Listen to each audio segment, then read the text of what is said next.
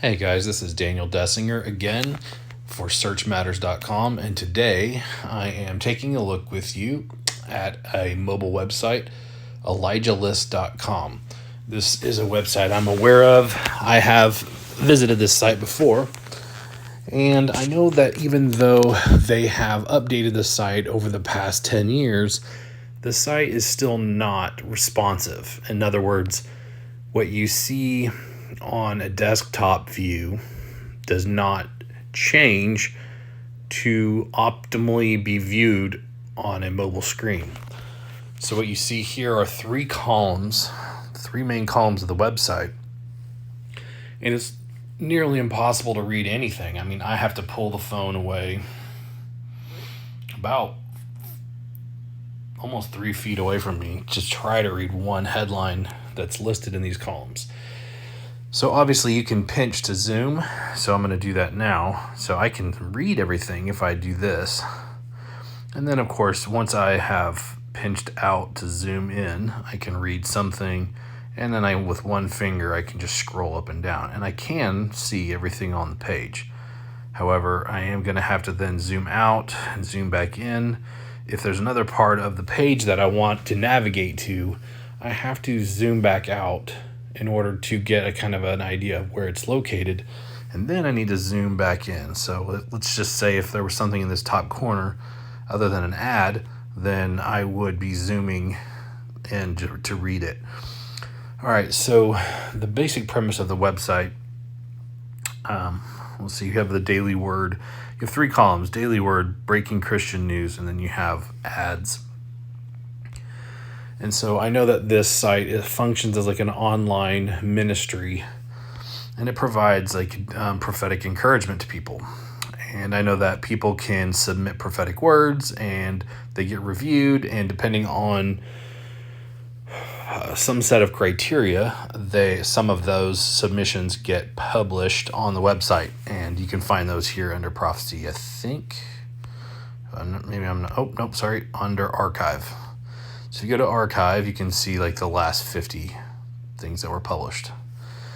And now you have a list, and it's just a very basic text list, which I would not do under almost any circumstance. I would have images along with titles when browsing through the archive. This is slightly different because the photos, if any were ever provided, are so insignificant in comparison to the text that this particular site does not really need images. The whole point is to read a prophetic encouragement. It's like something going on in the world, or something that could be going on in the world soon, a warning or a blessing or a prediction, something like that. So I am on the archive page, which is, I think, probably their most popular page. And then so you scroll down until you see a topic that catches your eye. Let's see.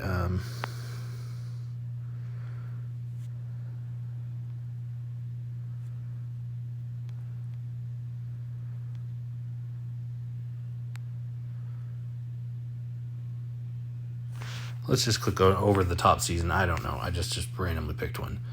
Okay, so we're still, we have two columns visible, and I have to pinch to zoom in. Some aspects, you'll see that at the top, it's not very well placed for mobile, but you have sharing on social media. To give you a sense of how old this site is, their social media icons include MySpace, Facebook, Twitter, and a favoriting, which it's an add this. That doesn't even exist anymore. So that sharing function might work for Facebook or Twitter, but does not work for MySpace or add this anymore. You also have a printer-friendly version, and you can do basically a backlink to the list, the archive list. Here you can sign up for their newsletter. I've never noticed that existed before when I have looked at this site. So I would say that it's not an effective call to action right here, where it says to receive daily prophetic emails. And the reason why that's not helpful is because it's located right above an ad. So it's like one of the only visual pieces of artwork is this ad here. Find us on Facebook and zap it. So that ad is the only visual thing that draws my eyes in that's not text. And to have a call to action that is text only right next to a visual ad is basically to render that text invisible to the human eye. So the human eye is going to basically ignore the ad because it's used to having an ad placement there. Any text above that, especially because it's centered, it does not look like it's part of the text. Therefore, it's either ad copy or some other promotional type material or unimportant, superfluous material. And so the eye is going to be naturally ignoring it and scrolling to the title, which says Joe Dawson, and over the top season. It gives the author, a date, and then this is the owner of the website, and essentially what he does for every article is he introduces the author of this prophetic encouragement that you're about to read. So he tells you a little bit about them, often promotes a book or video series here. There's a donate button. And then you see a picture of the author.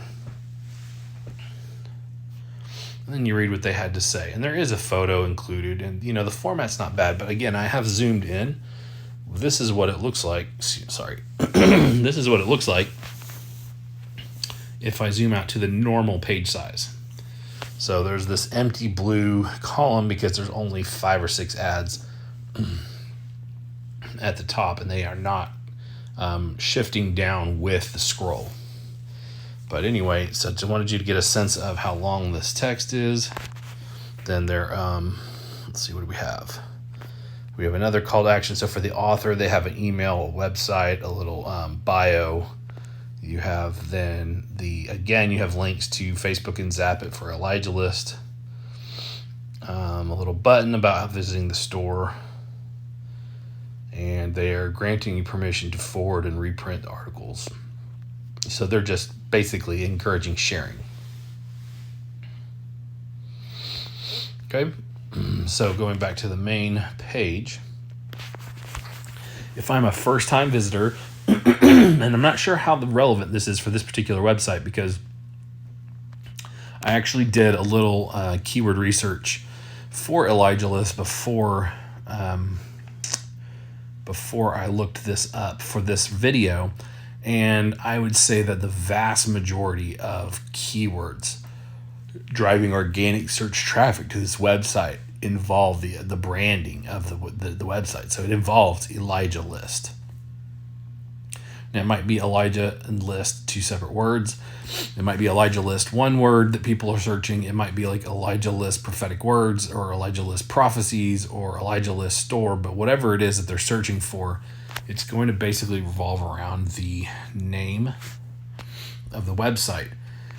There aren't really categories like a blog would have. So, like, for example, if you had a wellness website and you had, for example, health category, recipe category, DIY category, remedies category, you have your topics broken into things like that. Or, for example, if you had a smartphone blog, you might have Apple category and an Android category, and then you might have subcategories, and you might have, like Samsung, and then the Google phone, and whoever else makes Android phones. Like, they could be separate categories where you're writing topics. This doesn't really, they're not tagging content by topic. So once it's shared, it just goes into the queue of the archive, and it's like having a blog with a single category. Okay. Although, in a sense, it might be nice, but this might just be one of those rare situations where it's so difficult to find actual categories to divide the content into that you're better off keeping it all in one bucket and just not confusing the visitor anymore. So let's go back and look at this main navigation here. It's an interesting decision, what they've chosen. So you have subscribe first, which kind of indicates this is one of their primary goals, and that makes sense. Really, building your list is paramount to success because you want to be able to control the ability to reach out to your readers. And if they're just subscribed, or I mean, if they're just following you on Facebook or Twitter or Instagram or whatever, they're only going to see you a percentage of the time. A percentage of your followers will only see your post a percentage of the time. So you'd have very much less control. The home button is really not needed anymore because the logo is clickable. Archives, we already looked at that. Donate now, because they at least partly run off of donations. That makes sense. Services, so they have a prayer request option for services. You could submit a prayer request. It looks like they have a shop where you can buy like music and other things. I am going to click on this because I didn't see what happens if you click on prophecy. So what that did was, that is another subscription. So it's basically a call to action to subscribe. Not what I would have expected, because that's what I expect this to do, and it does. So hitting subscribe does the exact same thing. So they have two different links in the navigation that do the exact same thing, which is generate a pop-up for signing up to the newsletter. So for you have like the daily word, and I'm just looking at the core components of the site. So this column, this is the daily word, and then breaking Christian news. I have never really read this part. I don't know how long it's been around, but let's see. I just see how many items we have here. Like 1, 2, 3, 4. So there's 4 news items. And then, interestingly, news is not one of your options, I don't think, unless you look here. So, yeah, so you have prophetic words and last 50 words, submit a word. You do not have a news category. So you only get to see whatever they put up for the last few days. And then I don't know, it seems like that information disappears. Let's click on the most recent. Okay, so that clicks away. I see. So curious to see if that's the case for all of these. So I'm going to scroll down to the next news item. All right, so that's also breaking Christian news. The second one is the same. Let's try a third and see if it's also. All right, so based on the fact that 3, or let's just get for a full 4, all 4 news articles just show a snippet and then they link to breakingchristiannews.com, which tells me because of how many articles are linking to that site, it's a co-owned it's owned by the same guy. The same person who owns Elijah List probably owns breakingchristiannews.com, and so he's just sending traffic for people who care more about news-related items rather than prophetic words. He's now kind of basically doubling his exposure by hitting another very popular avenue for people who are believers and who look for things related to prophecy. They also tend to care a lot about news, what's happening in the world, how prophecy might be indicating or connecting with current events. So that's an important piece. So it makes sense that they would have 2 websites. Overall, I'm going to say that the design is very, I want to say it's almost like it could be 10 years old, and I wouldn't be shocked if you told me that this design was 10 years old. It's a simple business model, so it doesn't require all that much to get the content that you're looking for. However, I will say that it is not presented in an extremely user-friendly way yet currently. There's a lot of room for growth here, and I want to say that way because it really does matter. If there is room for growth, I know that this is a successful website. It has a successful following, and it has left a lot on the table. There's a lot of low-hanging fruit to improve this. So number 1 would be to transform this into a responsive design. Literally plugging it into a theme would solve that problem. Don't even have to do all that much for design. You could take your logo and adopt the colors if you like that color scheme, and you could have a functioning mobile responsive design in a few days at the very most. outside of that, I think I would change the navigation. I would reduce the number of links. So clearly prophecy and subscribe are redundant. Home is unnecessary. So where you have the first three links, you can reduce that to one. So then you'd have 1, 2, 3, 4, 5 main links. And then, us. I thought that was US for United States for some reason. I don't know why. I thought maybe it was a language translator, but it's not. It's actually more of an about. That's interesting. They don't have about over here. Okay. So I would probably name it about instead of us because, well, there you go. I just made the mistake of assuming that it had something to do with language translation rather than, or geographic location rather than an about section. So here you have a mission statement, privacy policy, a history, contact page, statement of faith, link to us, and make Elijah List your homepage. I'm going to see what that does. So here, I'll click on this.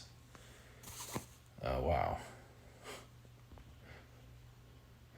So, okay, Internet Explorer doesn't really exist anymore, or at least it's not sold. That's interesting. Okay, so that just gives you an idea of the age of the design. So room for growth for sure. The number one issue being having to zoom in and out to read. The second would be the 3 columns is pretty distracting, and mobile design really is not made for 3 columns. It's made for 1. And the way you get around this is that you thread just like Facebook would. I mean, in Facebook, there's a primary thread, right? There's a primary column. And when you scroll through that column, you have content, add, content, add. And basically like every 3 to 4 pieces of content, they put an ad in. And then they have other components that they'll pepper in as well. And that's what you do. I mean, you have a theme that's set up, or an ad plugin or an ad service, an ad network that places the ads at a certain interval. And so then you just have one column that's easy to read and people can scroll right over it. But that's the way they would see the ad and have a chance to click on it without having to look at this very tiny font where it looks just so small I can't tell what the words are. So those would be my first things: is switch to a responsive theme. You want a single column, obviously, and then look for either plugins or a theme that comes automated where you can thread your ads in between posts and set the interval. So I would set an interval of probably every 3 to 4 and have an ad visible. And you can just, even with 5 ads here, you could actually have more of an infinite scroll if you want to. And what that means is you don't have to limit the number of posts that are able to be seen on this homepage. You could just allow it to keep scrolling, and just see more and more articles. And as long as you have your ads threaded at every 3rd or 4th post, then you continue to earn ad revenue as each one is seen. So those are some ideas I think they should consider. I would love to see them incorporate it just because I love opportunities like this where a website has so much room to update its look, to look more relevant, more authoritative, more fresh, more contemporary. Those are just all really good for building rapport and loyalty with the reader, with first-time visitors. Getting them to come back again is really impressing them with, a sense of style, and a sense of capability when it comes to modern technology. That's it for now. Again, this is Daniel Dessinger. This has been an episode of Search Matters. We reviewed ElijahList.com today. I hope you enjoyed it, and you'll come back and visit us again. We'll be reviewing another website very soon. Thanks.